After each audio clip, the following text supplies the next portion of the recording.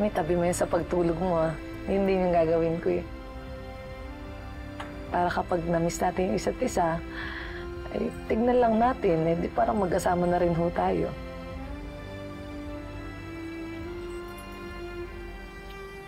Ikit, huwag ka nang umalis. Please. Gumawa tayo ng maraming memories. Kung mahal mo ako, kung importante ako sa'yo, hindi ka aalis.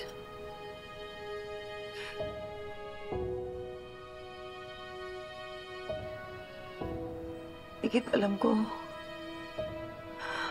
malaki ang hinihiling ko sa'yo. Pero kasi, hindi ko pa nga nakikita yung anak ko.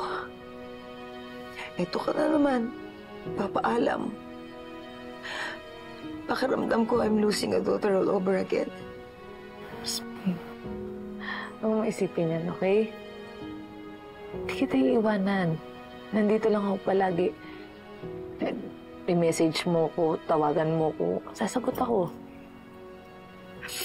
Pero kasi iba pa rin yung nandito ka.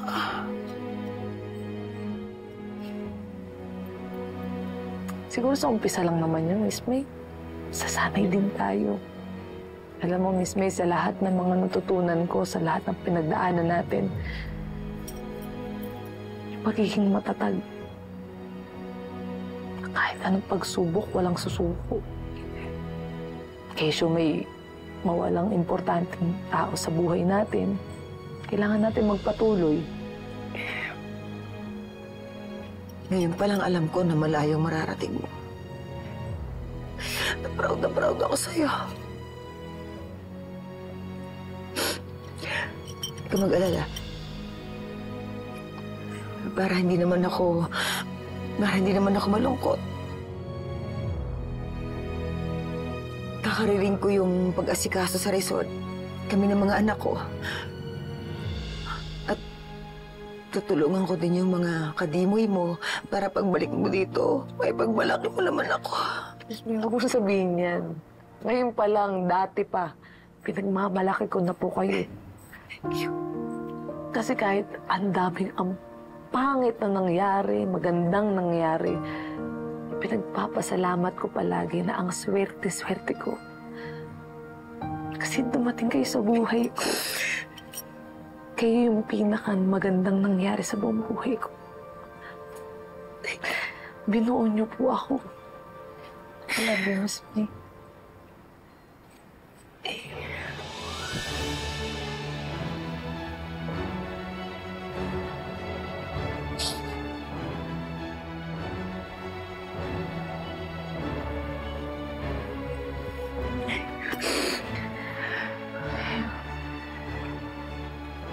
Alala mo.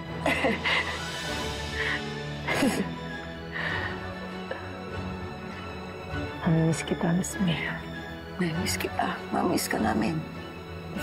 Iingat ka lagi. Palagi.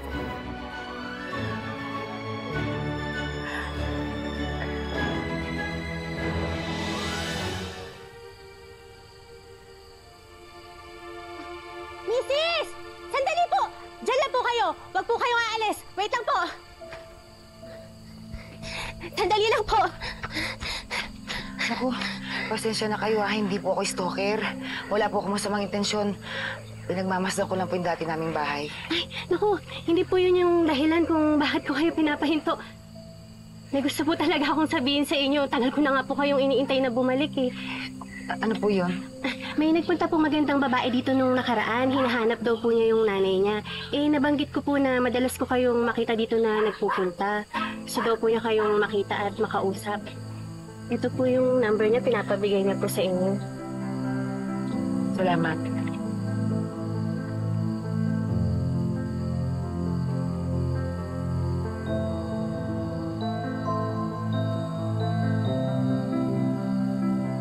Kit?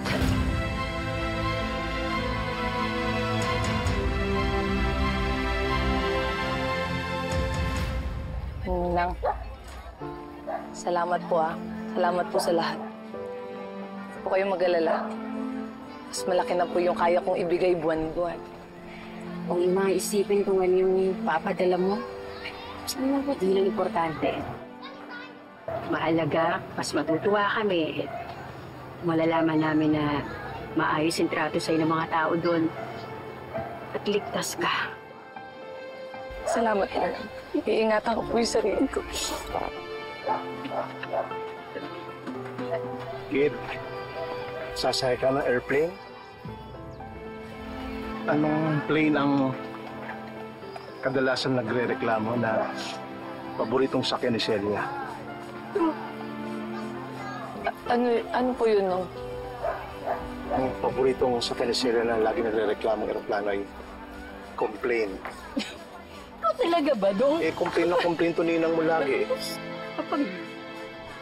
Ano ka pa? Alam mo nung pares talaga kayo ni tatay. Mga jokes nyo, corny, pero tinamaiyakin. Hindi. Singit pa talaga ito ni Ninong. Basta, nak, pag nagka-problema ka, tawagan mo lang ako. Sasakay ako ng aeroplano, mas takot ako doon. Talaga nung gagawin nyo yun?